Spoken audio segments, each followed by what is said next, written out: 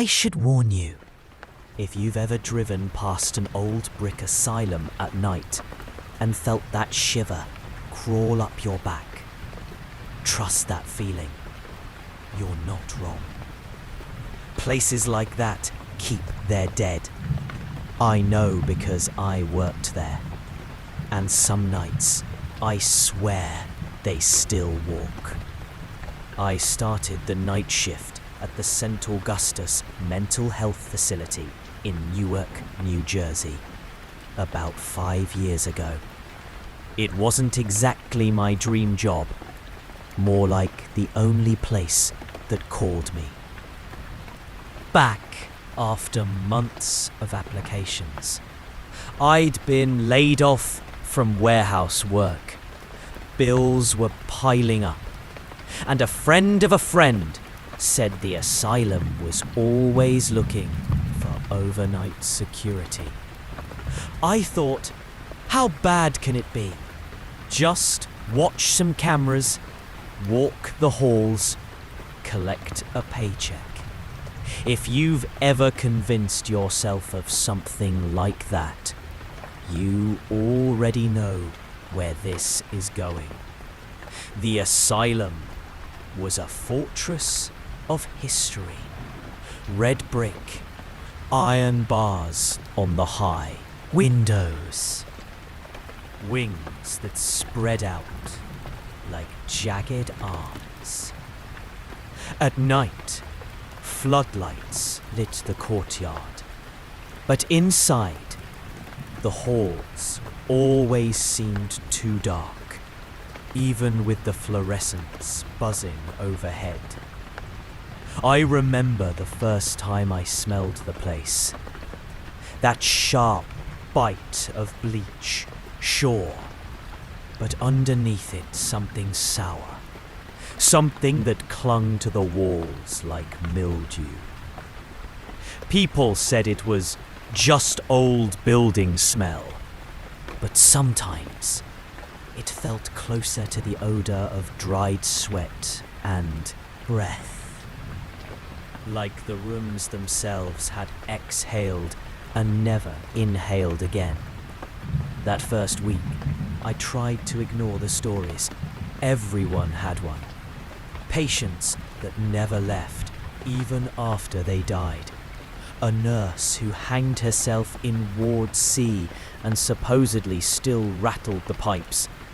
Shadows moving in the tunnels that connected the wings. I laughed it off, because what else could I do? I was the new guy, but there was one thing no one told me. And I think they left it out on purpose. It was about the voices. The asylum didn't operate like it used to. Most patients had been transferred or released decades ago. Now it functioned more like a skeleton staff mental health facility. A fraction of what it had been.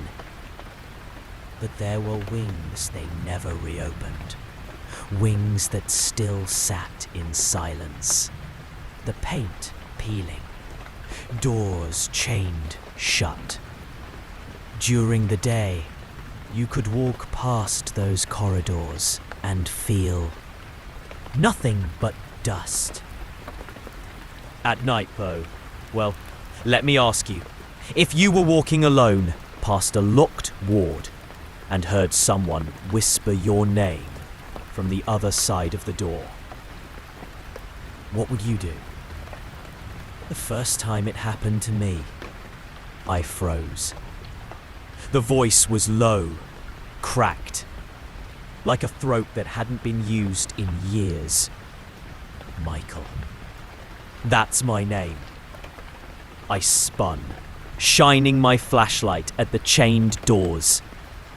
They didn't move.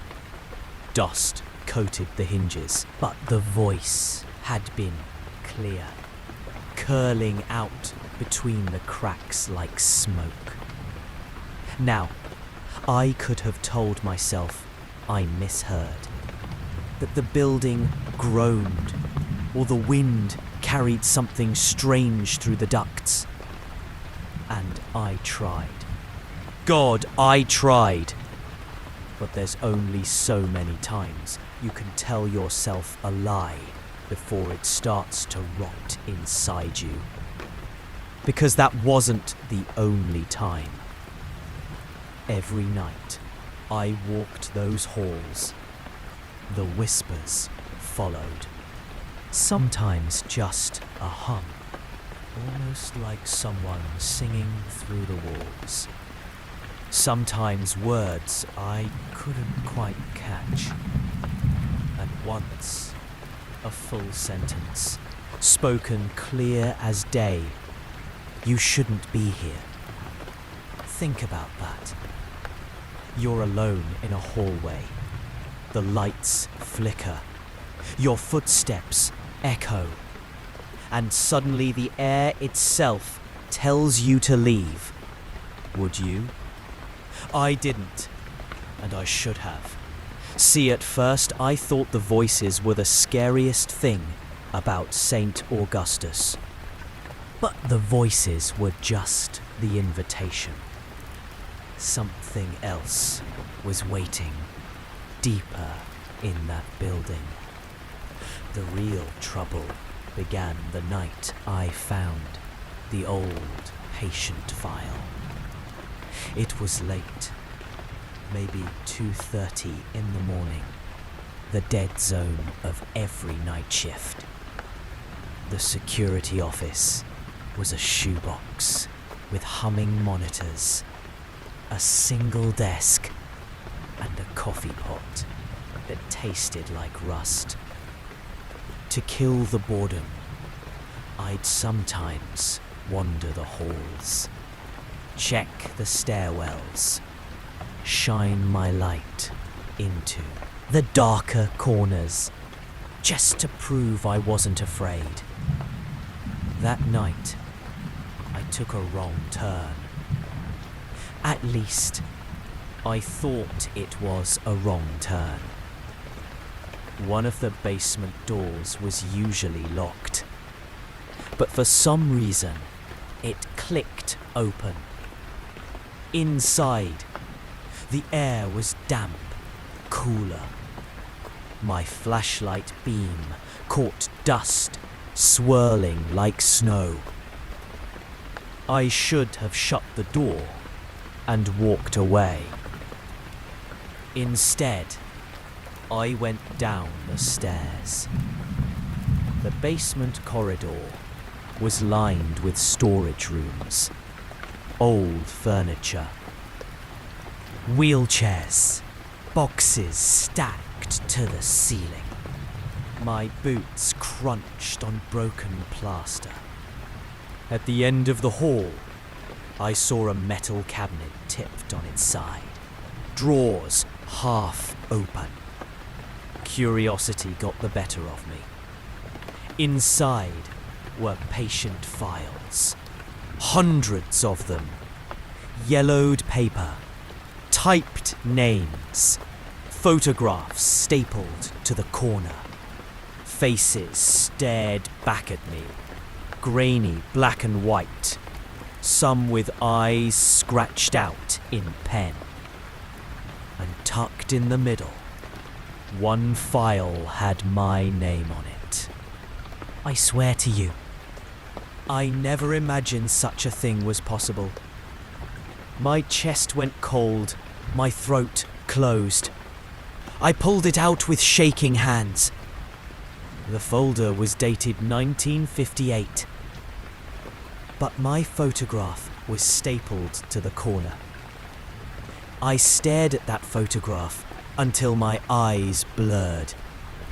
The picture was black and white, grainy, but there was no mistaking it.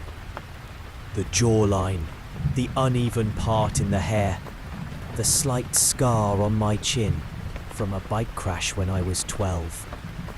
It was me.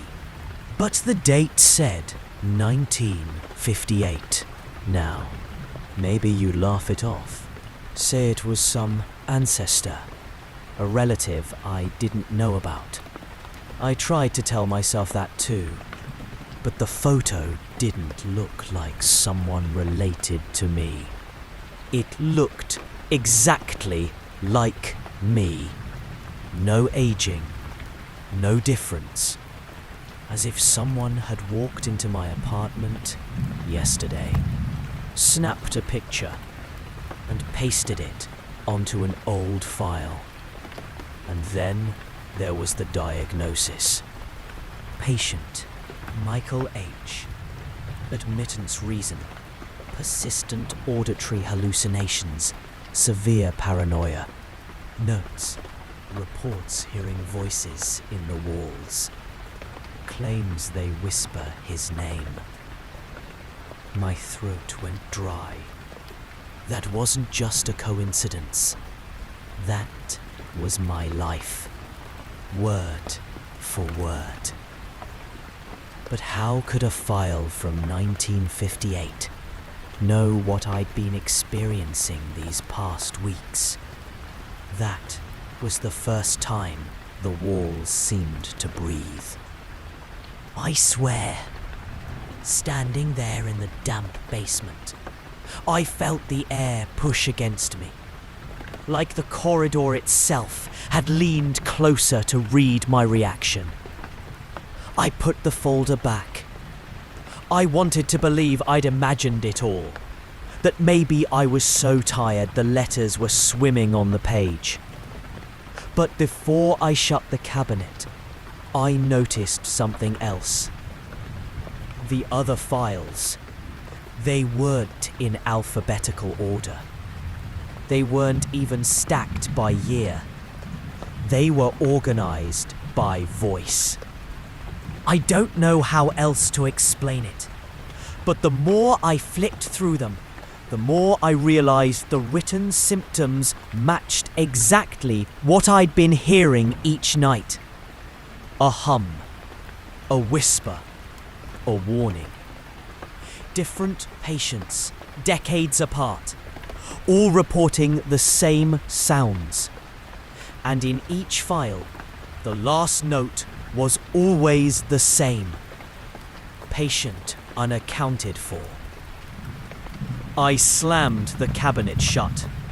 The bang echoed down the basement hall, and for a split second, I thought I heard it answer. A dull, dragging shuffle in the darkness beyond my flashlight beam. I left the basement fast. But here's the thing. I didn't throw away that memory. I couldn't. It sat in my head like a splinter. And when something festers, you start to scratch at it. You want to dig it out, even if it means bleeding. The next night, I came in with a thermos of coffee and a notebook. If I was losing my mind, I wanted proof. I wanted dates, times, descriptions. The voices didn't wait long. Around midnight, the hum began. Low, almost like a man clearing his throat. I wrote it down. A few minutes later, a whisper. Couldn't make out the words. Jotted it down too. At 12:17, something sharper. 3 knocks on the far end of Ward C, where no one had walked in years. I logged it. Then, at 12:23, it said my name again. I swear it was clearer than ever. Like someone standing an inch from my ear. Michael. I dropped the pen. My flashlight flickered. And here's where it gets worse. When I looked at the monitor feed in the security room, one of the cameras in Ward C picked up movement. Not much, just a shadow leaning against the far wall. But the ward was locked, chained, untouched. I watched, frozen, as the shadow straightened, then turned its head directly toward the camera. Toward me. If you've never felt a camera lens stare back at you, you don't know what terror is. My supervisor brushed it off the next morning. Old system. Shadows mess with the contrast. But he wouldn't look me in the eye when he said it. That's when I started asking around. One of the nurses, Rosa, had been there longer than anyone. Sweet woman, kind smile. But her eyes told a different story. Always darting, like she was counting corners. When I caught her alone in the break room, I asked if she'd ever heard things. Her face drained of colour. "Don't ask about that," she whispered. "Why not?" She stirred her tea so hard, the spoon rattled. "Because when you ask, they listen harder." She left without finishing her drink. "Tell me, what kind of workplace advice is that?" By the end of that week, the whispers were louder. They didn't just say my name anymore. They said other things. Some words I couldn't understand, but others cut through me like glass. Stay. Down. Remember. Remember what? That question gnawed at me. Every night it grew sharper, like teeth sinking deeper. And the more I thought about it, the more I kept coming back to that damn file. The one with my picture. By the 7th night, curiosity won. I went back down to the basement. The air was colder, heavier. My flashlight felt weaker, swallowed by the dark. When I reached the cabinet, the drawer I'd opened was already pulled out an inch. I hadn't left it like that. I swear I hadn't. Inside, my file sat right on top. And this time, something new had been added. A fresh page, the paper whiter than the rest. Notes. Subject returned. Observation continues. I dropped it, backed away, and as I did, the whispers rose all around me, from every corner of the basement. Not from one direction, all directions. They weren't whispers anymore. They were laughing. And right then, the lights above me cut out. When the lights went out in that basement, I froze. My flashlight flickered, weakly. Just a thin cone of pale light against the concrete wall. The laughter didn't stop. It filled the entire corridor. Overlapping voices, like a crowd, at a distance. Some high-pitched, some guttural, some rasping, like they hadn't drawn breath in years. I did what anyone would do. I ran. Boots slamming the steps, breath tearing out of my chest, flashlight beam bouncing off rusted pipes, The voices followed me up, climbing the stairs, like water filling a room.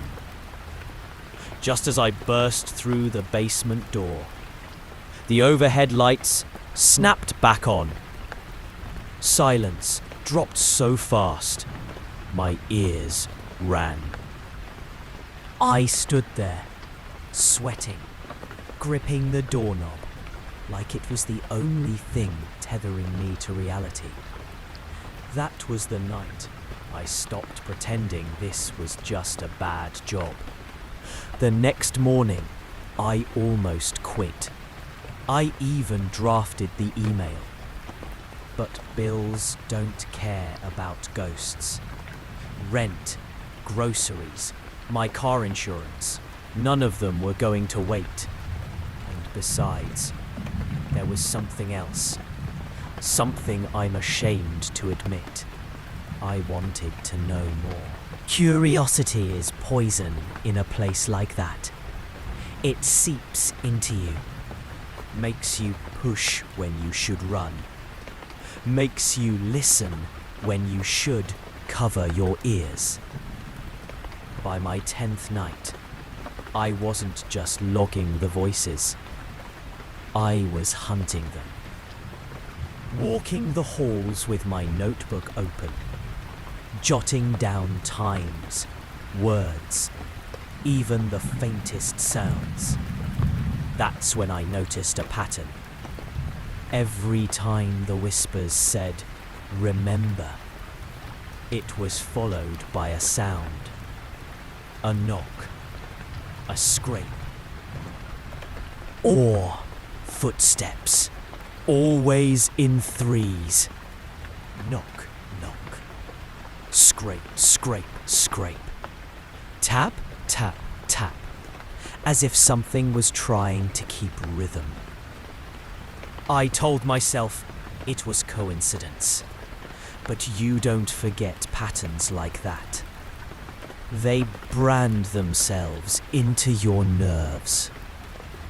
One night, I sat in the security office, watching the monitors, and sure enough, at exactly 1:03 a.m., 3 sharp knocks echoed on the feed from Ward C. The camera shook slightly, as though the blows had rattled the tripod. But when I checked the hallway in person, it was empty. Just silence and dust. And yet, the air was warm. Not like normal building heat. This was different. The way a breath feels when it hits the back of your neck. I wrote it down. Pattern repeats. Heat follows sound. That's when I started asking myself the questions I'd been avoiding. What if these weren't just echoes? What if they were trying to talk? And worse, what if they'd chosen me to hear them? You think I sound crazy, don't you? That's fine. I would have thought the same if I was sitting in your chair. But tell me, would you think I was crazy if you saw what I saw next? 2 nights later, I was doing rounds when I passed the old recreation hall. The place was gutted. No furniture except a few rotted couches. The air heavy with mildew. My flashlight swept across the far wall, and for a split second, I saw them. Shadows. Not my own. Not any normal silhouette.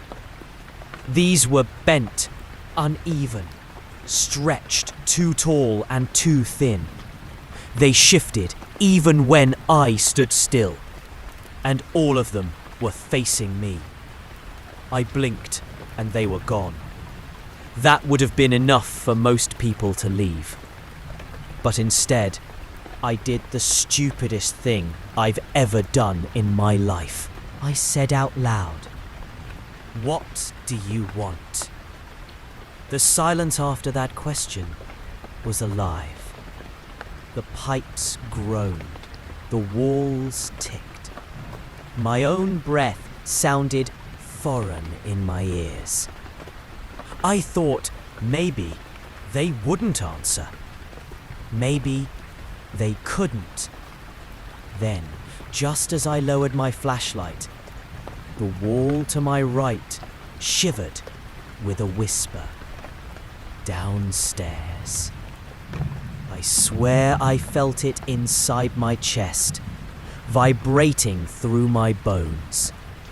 I nearly dropped the light.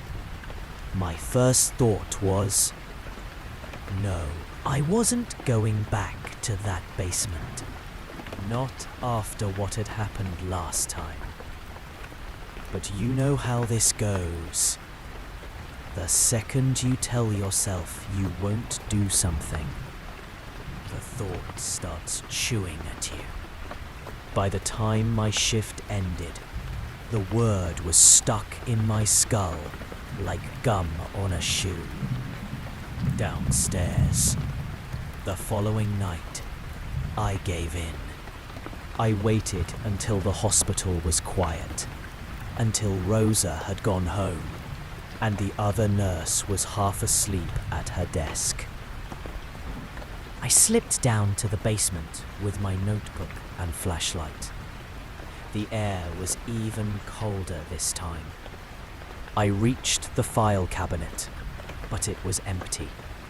Every drawer, every folder, gone. Just dust and metal. That's when I realized I wasn't alone. There was breathing behind me. Slow. Heavy. Each inhale rattled. Each exhale wheezed like broken lungs. I spun with the flashlight. Nothing. Who's there? My voice cracked. The breathing stopped. For a second, the silence was worse than the sound. Then I heard it. Bare feet slapping against the concrete, running deeper into the dark. I chased. Don't ask me why. Maybe I thought it was some squatter. Maybe I thought catching them would prove this wasn't supernatural. But every time my flashlight beam reached the corner ahead, the steps were already turning. Always just out of reach. Then they stopped. I rounded a final corner into an old storage room. Dust everywhere. Shelves collapsed, boxes mouldered. My flashlight landed on the far wall, and there it was.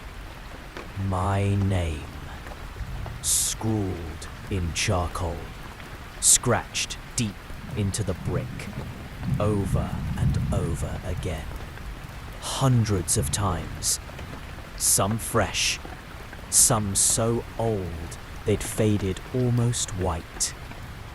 As I stepped closer, the walls around me began to hum. The same hum I'd heard in the halls.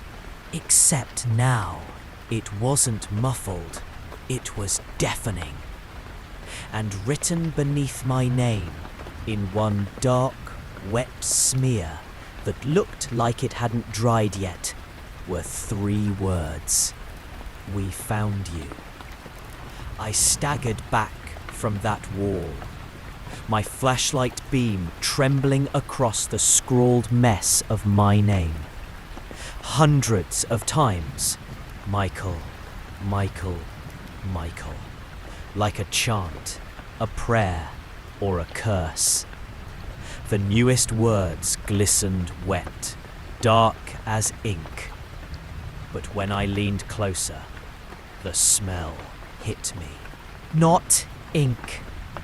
Blood. I gagged, stumbled against the shelves. My flashlight slipped from my hand and rolled, its beam spinning across the room like a spotlight in a madhouse. The hum in the walls swelled into a low roar, vibrating through my teeth.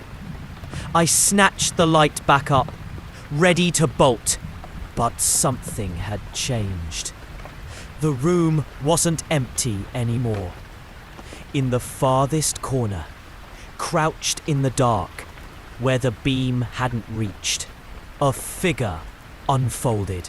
At first, I thought it was a patient, skinny frame, hospital gown in tatters, hair matted and hanging over the face.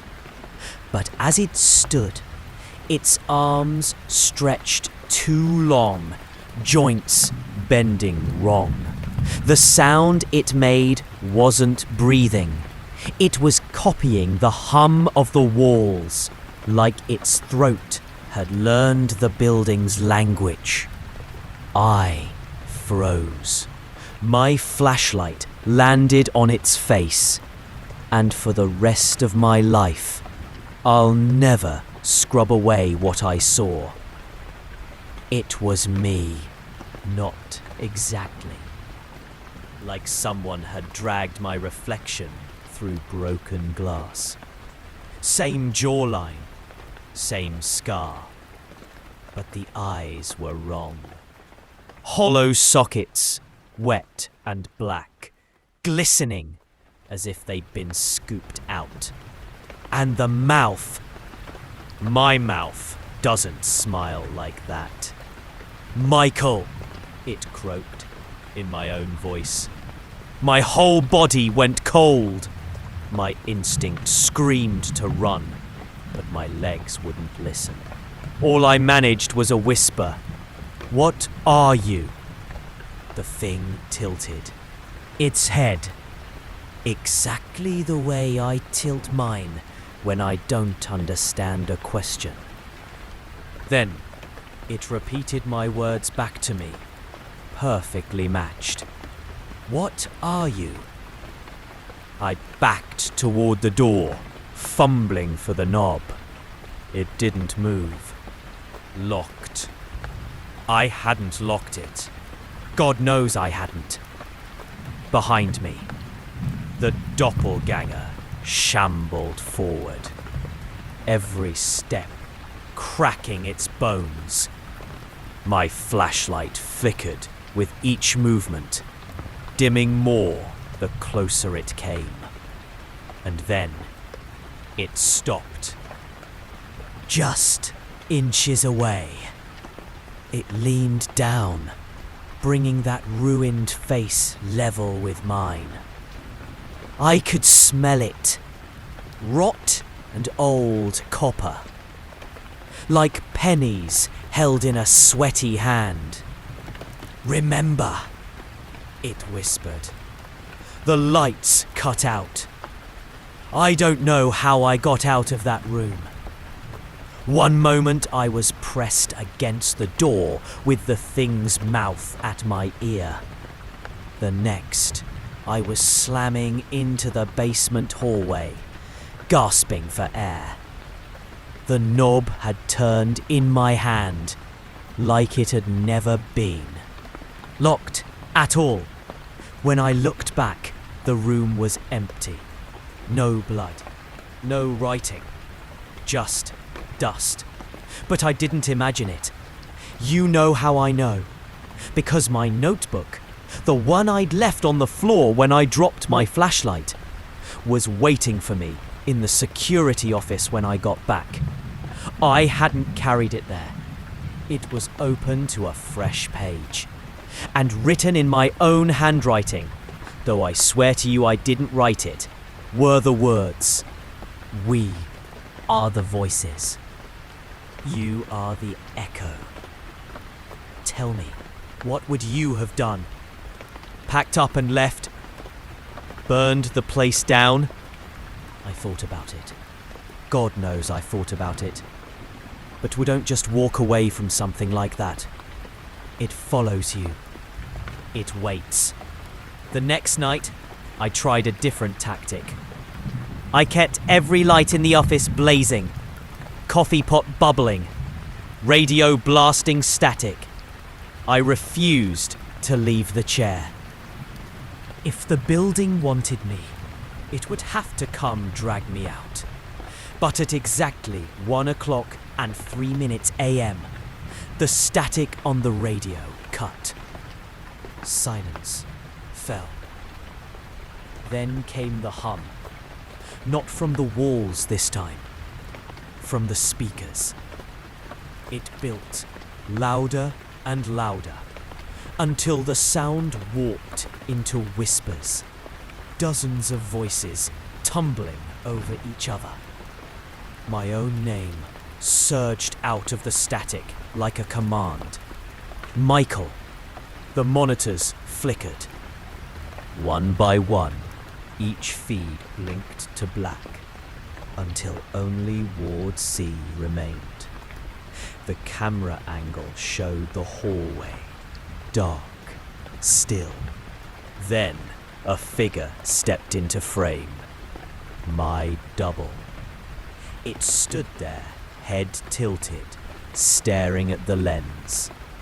And then, slowly, it lifted a hand and pointed. Not at the camera, at me. The screen fuzzed with static, but through the distortion, I swear I heard the thing whisper. Downstairs. The monitors died. The office went dark. I don't know how long I sat there in the pitch black, gripping the flashlight so hard my fingers went numb. Maybe 10 minutes. Maybe an hour. When the lights finally buzzed back on, every monitor displayed a single message, white text across the feeds. Remember. I didn't sleep that day. Couldn't. Every time I closed my eyes, I saw that broken version of me waiting in the dark. By the following night, exhaustion had me half dead. But the whispers didn't care. They came earlier now, starting just after midnight, urging, coaxing. And when I finally worked up the courage to check the basement again, I found something worse than shadows or whispers. A door. I swear it hadn't been there before.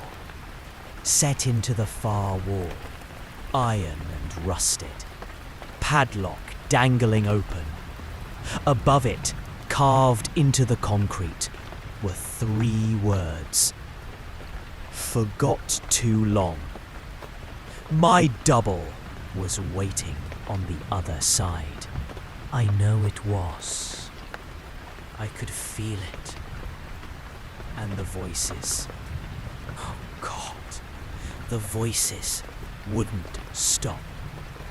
They hissed through the cracks, circling me, rising to a chant that made my skull vibrate. Remember, remember, remember. I reached for the handle. The iron handle was colder than anything I'd ever touched. Colder than ice, colder than metal had any right to be. The instant my hand wrapped around it, the voices stopped. Every whisper, every hum, snuffed out in a heartbeat. That silence was worse than the noise. I pulled. The hinges screamed, a shriek that rattled the pipes overhead, and the door swung inward. My flashlight caught stone steps spiraling down into a black so deep it seemed to swallow the light whole. You ever feel your body lean toward danger? even when your brain is begging you to back away. That's what it was like. My legs carried me down before I could decide otherwise. Each step dripped with moisture. The smell was unbearable. Mold, rust, and something sweet underneath, like spoiled fruit. My boots sank into patches of sludge, the sound echoing in the tunnel until it felt like someone else was walking just behind me. Halfway down, I heard it. Not whispers, not laughter, sobbing. It was faint, childlike, coming from far below. Each whimper rose up the stairwell like a plea. My stomach turned. I should have gone back, but curiosity, that poison, pulled me deeper. At the bottom was a corridor. Stone walls, slick with damp, roots breaking through the ceiling. My flashlight beam shook across rusted gurneys, broken restraints, chains hanging from hooks, places where people had been kept. And the crying, it was louder now, echoing off every wall. Impossible to track. I followed the sound to a heavy wooden door. The wood was black with rot, splintering in places, but carved into the center was a single name.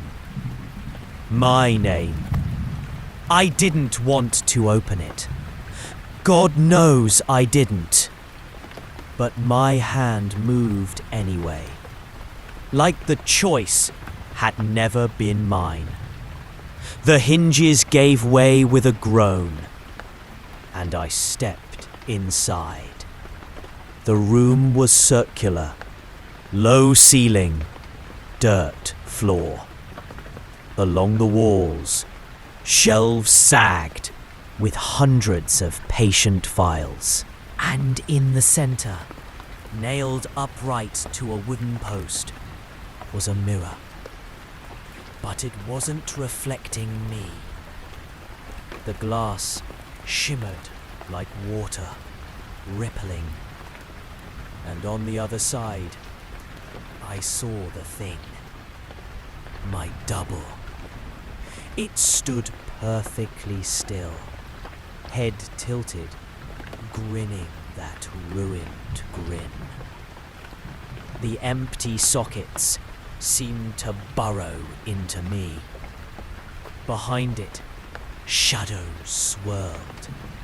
Dozens of figures pressing against the glass as though waiting their turn. All of them whispering. I stepped closer, heart slamming in my chest. The thing raised its hand in unison with mine, copying me exactly. But then, it broke the pattern. Its lips moved, but no sound came. Words formed slow, deliberate. You were here before. I shook my head.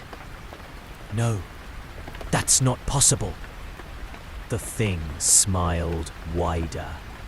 Its jaw cracked open too far, splitting until the skin at the corners tore. Black fluid dripped down its chin. My flashlight buzzed, dimming. For a moment, the mirror glowed with its own light. And I saw something I can never unsee. Not just the double. Me. Dozens of versions of me. Each one twisted in different ways. Skin flayed. Eyes sewn shut. Mouths stretched into permanent, screams. All of them stacked behind the glass like insects pinned in a case. The whispers roared to life, deafening. Remember, the mirror surface bulged outward, glass stretching as though something was pressing to break through. Cracks spidered across the surface. I stumbled back, tripping over the dirt floor. My flashlight fell, rolling, beams spinning across the shelves. For the briefest second, it landed on one of the files. The label read, Subject 19, Status Returned. And stapled to the corner was my face. Not just mine. The exact photo I'd taken for my work ID last year. Fresh. Current. I scrambled to my feet.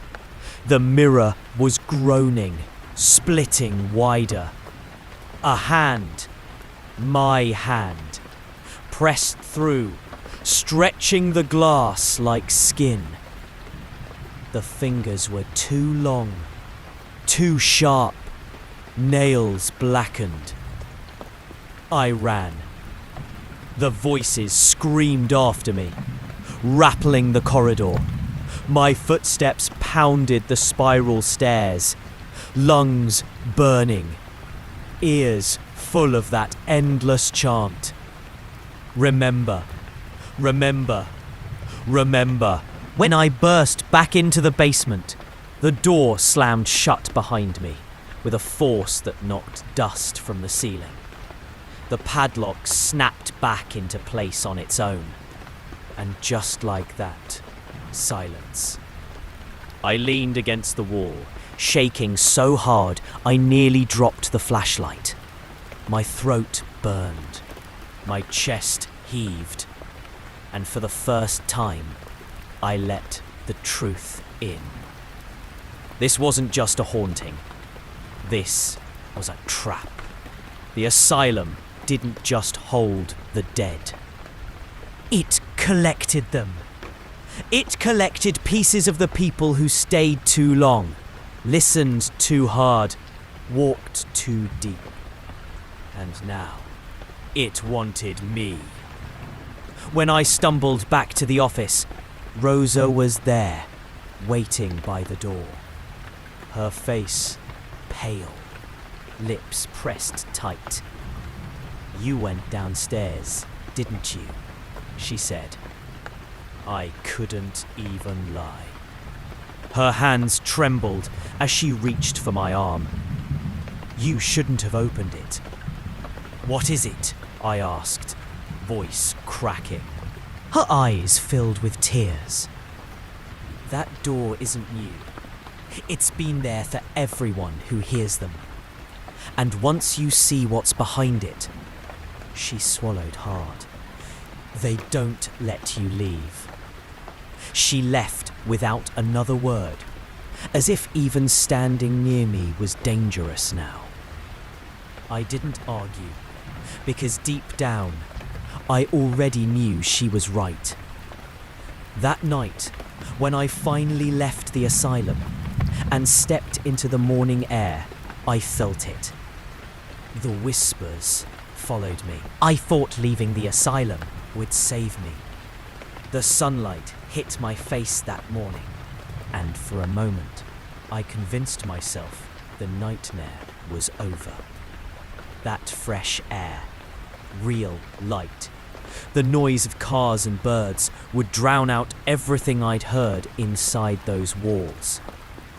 But the voices don't respect doors. That first day home, I heard them whisper in my apartment. Just a faint murmur under the hum of the fridge. At night, when I lay in bed, they grew louder. Not words, just the sound of someone breathing, close enough that the hair on my arm stood up. By the third night, I stopped sleeping. You ever sit in a dark room and know without doubt that someone else is there? That was my life. I'd turn on every light in the place, TV blaring, but the silence between channels still held that low hum. And it wasn't just sound anymore. The mirror in my bathroom fogged up by itself, steam curling across the glass like invisible breath. I wiped it clean, and written there, smeared by a finger I couldn't see, were the words, "We found you." I smashed the mirror, thought I was free, but the shards on the floor reflected more than just me. Tiny fragments of faces I didn't recognize, all whispering the same word, remember. I couldn't take it. I went back to the asylum. Rosa saw me come in. She didn't say anything, just shook her head like she was watching someone step willingly into quicksand. I didn't care. The way I figured it, the building had its claws in me. Maybe the only way out was through. Maybe I had to see it, face it, understand it. The basement door was waiting. Padlock, open, hinges silent this time, almost like it wanted me back. I went down. The sobbing was louder now, echoing through the stone halls. But it wasn't one voice. It was dozens. Men, women, children, all crying in different pitches, overlapping into a sick chorus. The air pressed on me like water, thick and wet, seeping into my lungs. I stumbled through until I reached that circular chamber again. The mirror stood waiting. And this time, it didn't shimmer. It was clear as any bathroom glass. But what I saw wasn't me. It was every version of me, stacked on top of each. Other, flickering like bad reception. Whole 1 second, mutilated the next. Screaming, grinning, sobbing. And through it all, one constant. The double, the hollow-eyed version with the ruined smile. He stepped forward, closer to the glass. And when his lips moved, I heard the words in my own throat, as if I was speaking them against my will. You were here before. I shook my head. I wasn't. The shadows behind him pressed closer, faces warping against the glass. They chanted in unison, their voices pounding against my skull. Remember, remember, remember. And then, images. Not memories, not dreams, but flashes seared into my brain.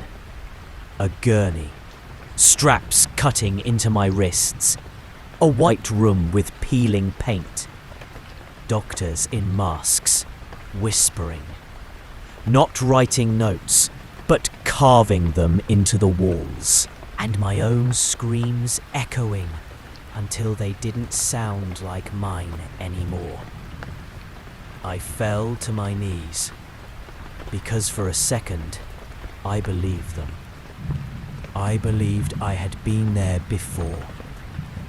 The mirror pulsed outward, bulging like a bubble. A hand broke through. My hand again, but pale, slick, bones jutting beneath the skin. It grasped my shoulder, icy and solid, the glass spider-webbed with cracks, and one by one, the other versions of me pressed forward, clawing to escape. I tore free and scrambled for the shelves, yanking down files at random, desperate for answers. Pages scattered, photos spilling across the dirt floor. Every single one was me. Different years, different dates, some in black and white, some Polaroids, some colour prints with timestamps from decades I hadn't even been alive in. Each file ended the same way. Subject unaccounted for. Do you understand what that means? It means I wasn't the first me to be here, and I wouldn't be the last. The voices roared. The glass split, shards raining outward. Figures spilled through, the broken versions of me, all shrieking, all reaching with clawed hands. Their mouths moved in unison, whispering one last command. Stay. I ran. The tunnel seemed longer this time, stretching like the walls were moving. My flashlight flickered, catching glimpses of faces pressed into the stone itself, mouths open in endless screams. Hands clawed at me from cracks, trying to pull me down. When I finally reached the stairs, something grabbed my ankle. Cold fingers, bone thin, yanking me back. I kicked, stomped, felt the crunch of brittle bones. The grip loosened, and I clawed my way up, scraping my shins raw on the steps. I burst into the basement, slammed the iron door shut, jammed the padlock in place. But the voices didn't stop this time. They followed me up the stairwell, through the halls, into the office, hissing in my ear with every step. When my shift ended, I didn't even clock out. I just bolted for the parking lot, fumbling my keys, engine roaring as I tore out of there. But you can't outrun whispers. That night, in my apartment, the hum was waiting, louder than before.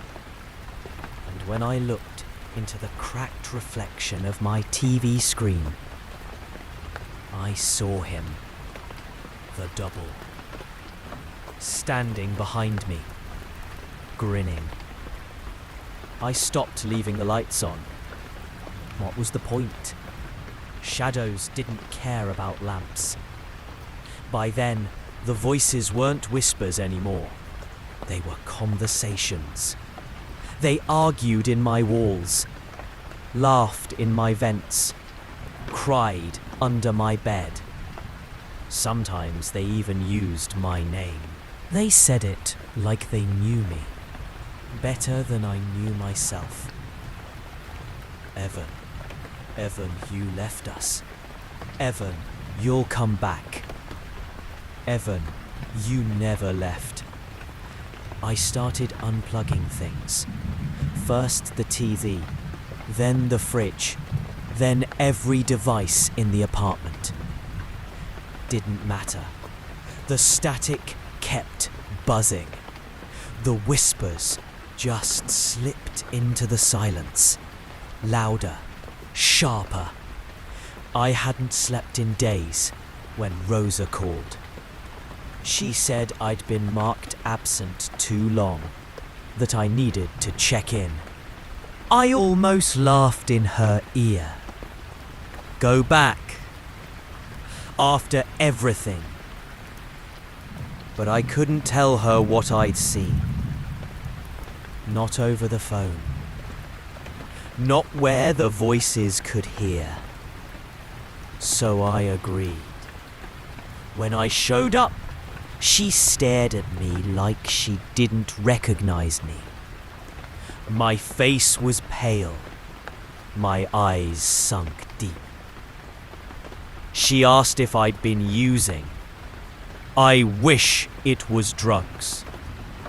I told her about the mirror, about the other versions of me, about the files with my name on them. Her expression didn't change.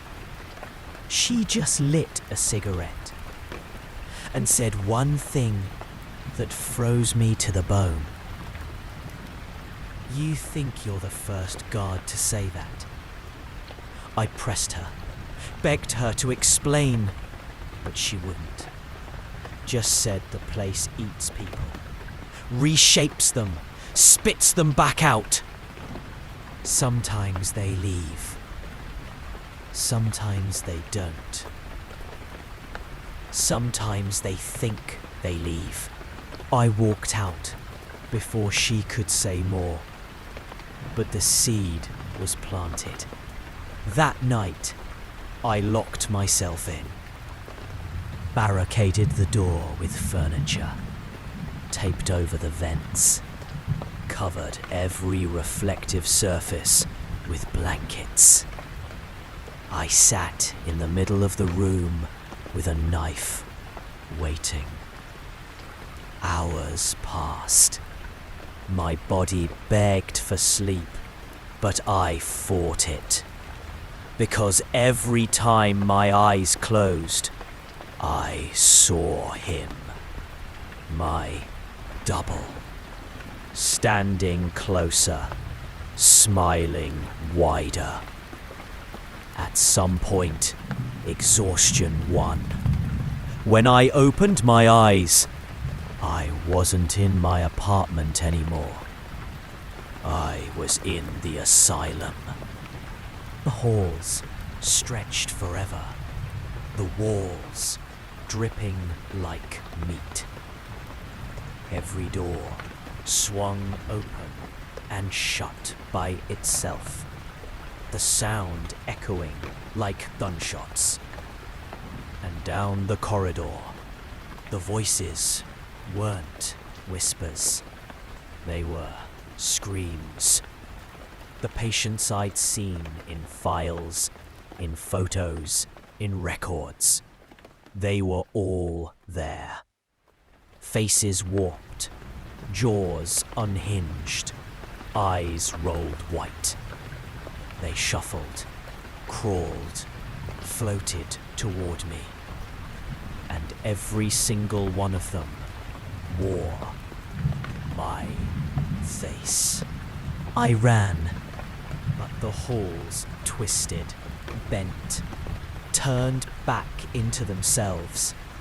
No matter which way I went, I ended up at that iron door. The basement waiting. The mirror waiting. This time, I didn't fight it. The glass rippled, and I stepped through. On the other side was a room that looked just like my apartment, but wrong. The walls bled. The furniture pulsed like it was alive, and in the middle of it all stood the double. He looked stronger now, fuller. Like every sleepless night had fed him. "You know what you are, don't you?" he asked. I tried to speak, but my voice was gone. My throat burned with static. You're the echo, the leftover, the part that doesn't die. Behind him, the others stirred. Dozens of me, all stitched, mangled, broken. They pressed closer, grinning with teeth too sharp. The double tilted his head, eyes boring into mine. They'll call you Evan. They'll call you God. They'll call you victim. But you're none of those things. You're ours. He reached out, and when his hand touched my chest, I felt it, like something pulling out of me. My breath, my warmth, my will. He was hollowing me out, making space. The others chanted in unison, voices rattling my bones. Stay, stay, stay. I don't know how I broke free. Maybe instinct, maybe terror. But I shoved him back and bolted. The mirror shattered as I threw myself through. Glass biting into my skin. I woke up on my living room floor, screaming, my hands covered in cuts. The blankets had slipped off the TV, and in the reflection, I saw them all standing behind me. I smashed the screen with the knife. Didn't matter. Their faces stayed in the shards. Since then, I haven't slept. Not really. When I close my eyes, I'm not sure where I'll wake up. Here or there. And every day, I feel myself slipping more. Words don't sound right in my head anymore. My reflection lags when I move. Sometimes my own voice comes a split second late when I speak. I don't think I'm me anymore. Or maybe I never was. Last night, the mirror in my bathroom repaired itself. Smooth, clean, spotless, and scrawled across it, in letters that dripped like blood, were the words, "Welcome back." I didn't want to go back. But the asylum didn't ask what I wanted. That mirror in my bathroom wasn't a warning. It was an invitation. For hours I sat on the cold tile, staring at the words smeared across the glass. I tried wiping them away. They didn't fade. My fingers just came back wet and red, though I couldn't tell if it was paint, blood, or something else entirely. The longer I looked, the more the letters seemed to shift, like they were breathing, like the words themselves were alive. Welcome back. It didn't matter how many times I blinked, looked away, came back. The words were always there, and behind them I could see movement, not mine. Reflections of other halls, other rooms, the asylum, waiting for me. The air turned colder. The buzzing started again in my teeth. The voices pressed against my skull until I felt my own thoughts splinter. Come home. Don't fight it. You never left. The glass began to ripple. I told myself not to move, not to lean in, not to listen. But my body didn't care. It leaned anyway. One breath, and I was through. I stood in the asylum corridor again. But it was worse this time. The walls weren't brick and plaster anymore. They were flesh. Veins pulsed, the floors writhed, and the air was thick with rot. The screams didn't come from the patients anymore. They came from the walls. I knew I should have turned and run.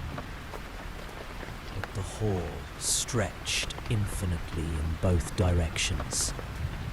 And at the far end, that iron basement door waited, glowing faintly like it was alive. I walked. Each step made the voices clearer. Not whispers, not static, but my own voice multiplied 100 times. Every wall, every vent, every flickering light echoed with me. I wasn't just hearing the asylum anymore. I was hearing myself. When I reached the basement door, I didn't hesitate. My hand pressed against the iron, and instead of cold, it burned like fire. The door swung open on its own. Inside was the mirror room. But the mirror wasn't just a slab of glass anymore. It was endless. A pool stretching forever, black as oil, glimmering with faint silver faces, all of them mine. The doubles surrounded me. They weren't transparent now. They were solid, breathing. Their eyes rolled white, their jaws unhinged too far, their fingers stretched long and sharp. And in the middle stood him, the first one, my reflection, my double. But he wasn't a double anymore. He was whole, strong. He looked like the best version of me I could never be. Confident, sharp, alive, while I stood shaking, thin, pale. "You finally came back," he said. His voice was my own, but steadier. I asked him what he was. He just smiled. "I'm you, Evan. The real you. The one that belongs here. You've been living on borrowed time. In a borrowed world. Did you really think you were meant to leave?" The others began circling me, their nails dragging against the walls, sparks flying from the stone. "You felt it, haven't you?" he whispered. "The way your reflection lags. The way your voice stumbles. You're not solid anymore.